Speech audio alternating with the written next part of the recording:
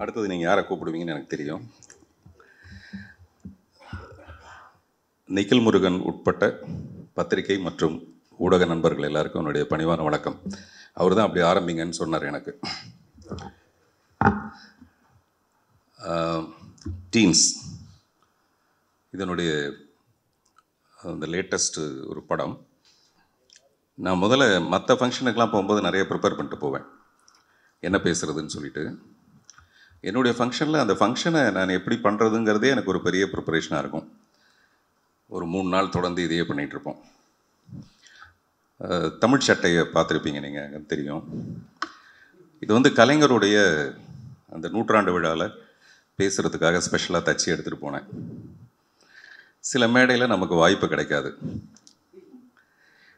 நம்ம உள்ளூரில் வந்து பெரிய ஆளாக இருப்போம், வெளியூருக்கு போனோன்னே அங்கே கொஞ்சம் முதலிடம் கிடைக்கிறதே கொஞ்சம் கஷ்டமாக இருக்கும். அந்த மேடை அந்த மாதிரி தான், ரொம்ப ஷார்ட்டாக முடிக்க வேண்டியிருந்ததுனால அந்த வாய்ப்பு எனக்கு கிடைக்கல. அதனால் அந்த சட்டையை வந்து நான் இதுக்கு போட்டு போனேன்.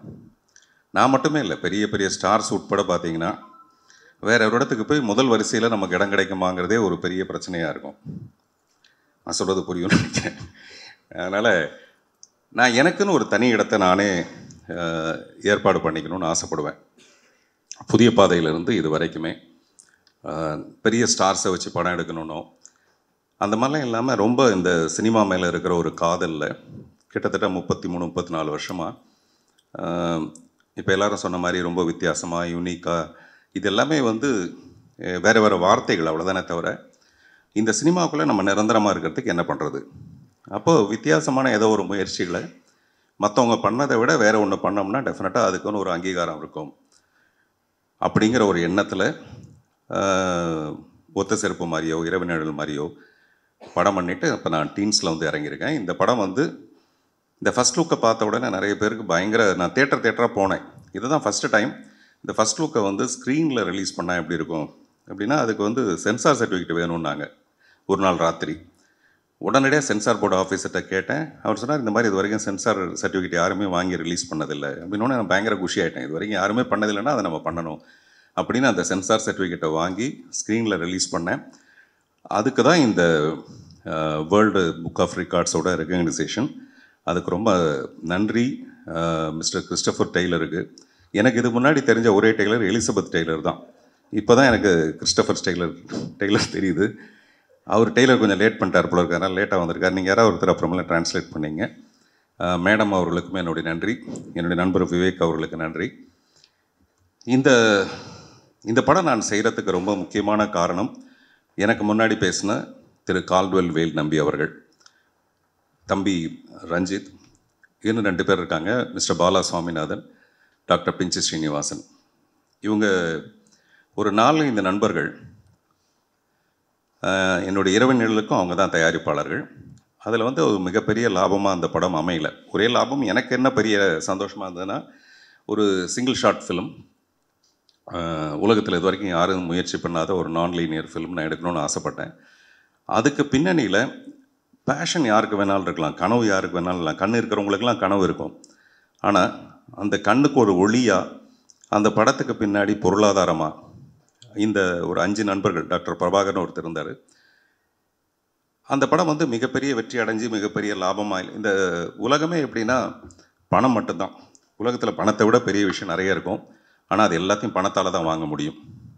அப்படி தான் பணத்துக்கு பின்னாடி ஒரு பெரிய கூட்டம். இப்போ சமீபத்தில் ஆயி பூரணம்னு ஒரு அம்மா தன்னுடைய 7.5 கோடி ரூபாய் நிலத்தை கல்விக்காக ஒரு பள்ளிக்கூடத்துக்காக எழுதி வச்சாங்க. நான் அவங்கள வந்து ஃபோன்லேயே அவங்க காலில் விழுந்து கும்பிட்டேன்.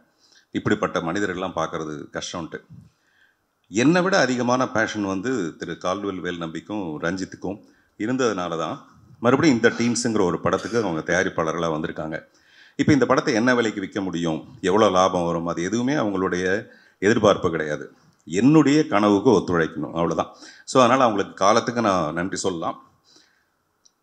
அது இந்த படம் வந்து பொருளாதார ரீதியாகவும் ஒரு பெரிய வெற்றி அடையுன்றது என்னுடைய நம்பிக்கை. காரணம் வந்து இது ஒரு குழந்தைங்களை வச்சு நான் பண்ணுற ஒரு படம். 13 குழந்தைங்களை வச்சுட்டு குடும்பத்தோடு பார்க்கக்கூடிய எந்த எக்ஸ்பெரிமெண்டல் முயற்சிலாம் இல்லாமல், பட் அட் த சேம் டைமில் நீங்கள் பார்க்குற ரெகுலரான ஒரு ஃபில்மாக அது இருக்காது. அந்த மாதிரி ஒரு படம் பண்ணிகிட்ருக்கேன். இந்த படத்துக்கு வந்து ஒரு பக்க பலம் திரு கேமி கேரி, இந்த படத்தோட சினிமாட்டோகிராஃபர். நீங்கள் விஷுவல்ஸ் பார்த்தீங்கன்னாவே தெரிஞ்சிருக்கும். அவர் ரொம்ப பிரமாதமாக இந்த படத்தை பண்ணியிருக்காரு. அடுத்து இசை. நான் இது வரைக்கும் ராஜா சார் கூட ஒர்க் பண்ணியிருக்கேன், ரஹ்மான் சார் கூட ஒர்க் பண்ணியிருக்கேன், சத்யா சார் கூட ஒர்க் பண்ணியிருக்கேன்.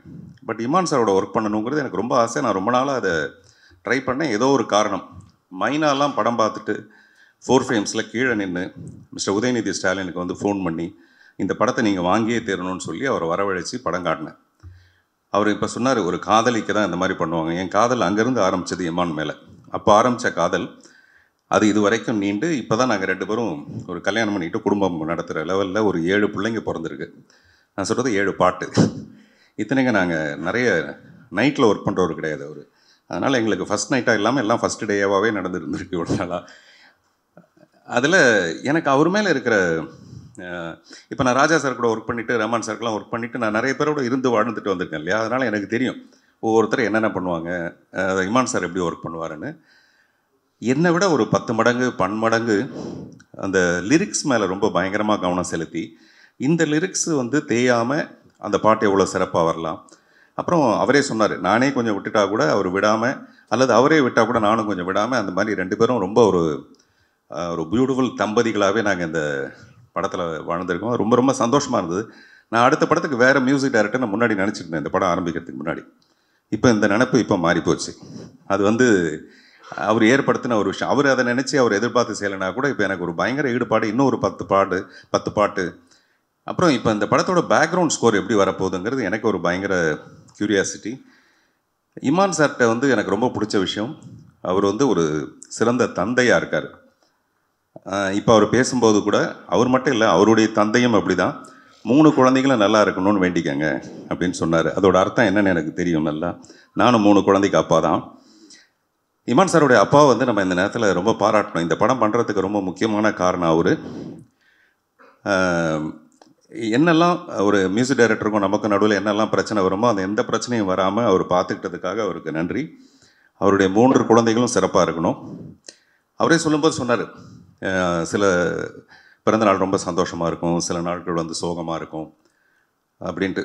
இப்போ கூட அவர் ஒரு சின்ன சோகத்தை கடந்து இந்த பிறந்த நாளில் கூட அதை ரொம்ப மறைச்சிக்கிட்டு அந்த கஷ்டமே வெளியில் தெரியாமல், அந்த மாதிரி மிகப்பெரிய ஒரு கலைஞனுக்கு கூட அந்த பற்றுங்கிற ஒரு விஷயம் மிகப்பெரிய ஒரு விஷயம். அதனால தான் அவருடைய பாடல்களில் இருக்க அந்த எமோஷன் கனெக்ஷன் வந்து அவ்வளோ பிரமாதமாக இருக்கும். அவர் தேசிய விருது வாங்கின பாடல் உட்பட.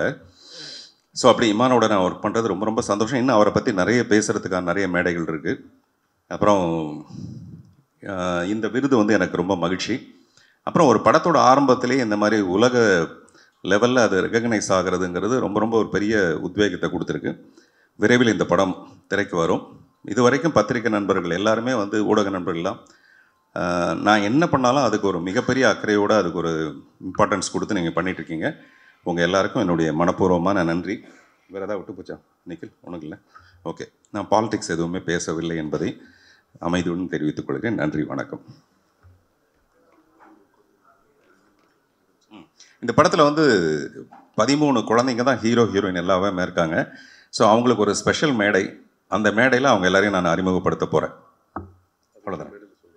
அதை நான் இந்த மேடையில் சொல்லணுங்கிறது, மேடை த ஸ்டேஜ் அப்படிங்கிற ஒரு மேடையில் நான் சொல்கிறேன். ஓகே, இதெல்லாம் ஒரு பக்கத்துலேருந்து சொல்லிக் கொடுக்க நானும் கிளிப்பட்டியாகவே இருந்துகிட்ருக்கேன். ஓகே, எல்லாருக்கும் ரொம்ப மகிழ்ச்சி. நன்றி. Thank you Christopher Taylor. தேங்க்யூ.